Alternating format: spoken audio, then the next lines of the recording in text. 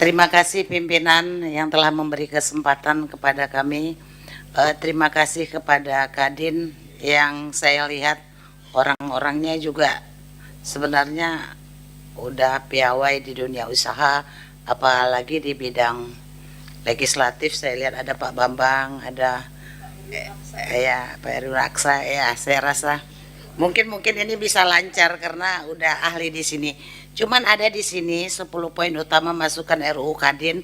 Tadi saya juga melihat yang pertama itu RUU Kadin sebagai wadah pengusaha yang menjadi lembaga mitra strategis yang bersifat sui generis.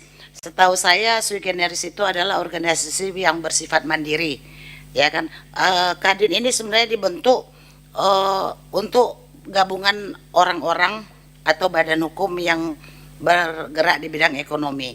Jadi untuk mengatur dirinya sendiri. Cuman saya yang kurang paham atau kurang mungkin perlu penjelasan. Yang diminta di sini undang-undang yang akan dibuat ini harusnya memberikan perlindungan hukum eksplisit bagi pengurus dan jaminan independensi dari pengaruh politik. Ini apa yang dimaksud ini hak imunitas gitu, bahwa ketika pengurus tidak dilindungi secara eksplisit secara hukum. Kalau ini karena dia lembaga yang bersifat sui generis, saya rasa ini nggak mungkin dimasukkan kecuali dia bertindak berdasarkan badan hukum atau organisasi yang dibentuknya. Tetapi kalau organisasi atau orang-orang pejabat seperti presiden, DPR RI mungkin bisa dikasih hak imunitas seperti itu karena mereka melakukan tindakan-tindakan pemerintahan. Terus poin kedua juga RUU menegaskan kedudukan hukum Kadin sebagai satu-satunya representasi dunia usaha. Memang di Undang-Undang Nomor tahun 87 tersebut memang ada disebutkan, cuman apakah ini pernah diuji? Apakah ini tidak bertentangan dengan Undang-Undang Dasar 1945, kebebasan berserikat, berkumpul, mengeluarkan pendapat baik lisan dan tulisan. Apakah ketika kita bikin ini wadah tunggal yang satu-satunya, ini tidak bertentangan dengan Undang-Undang Dasar 45 sendiri? Karena sedangkan advokat saja nggak bisa satu ya Pak ya. Terus ya kan.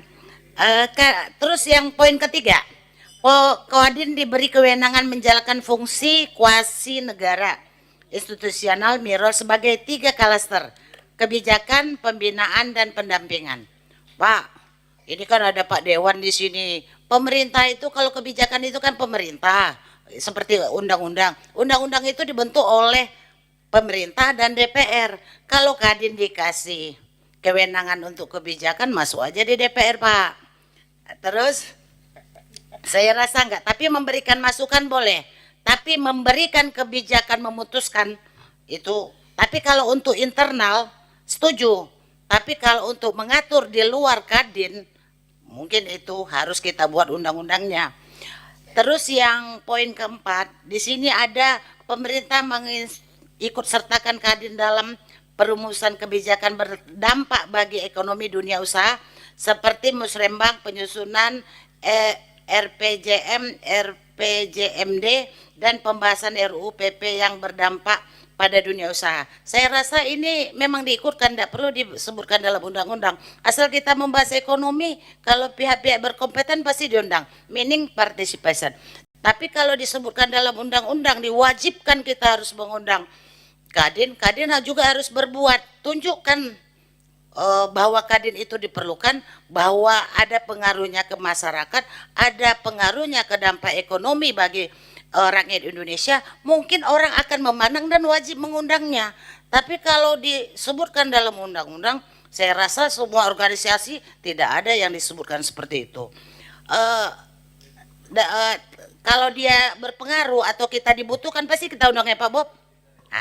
Terus yang ke pasal yang ke 05, Kadin ikut serta dalam perumusan APBN, APBD, pembentukan masukan yang berkaitan dengan ekonomi dan dunia usaha. Pembentukan APBN Itu kan DPR bersama Presiden, Pak.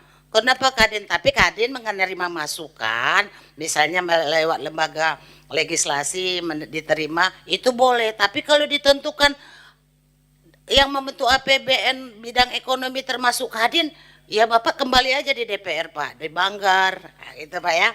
Terus yang keenam, saya lihat pemerintah menyediakan data ekonomi dan dunia usaha kepada Kadin yang terintegrasi dengan sistem informasi Kadin. Kita Pak sedang membuat undang-undang satu data, itu mungkin siapa saja akan bisa melihat data-data yang ada di Indonesia.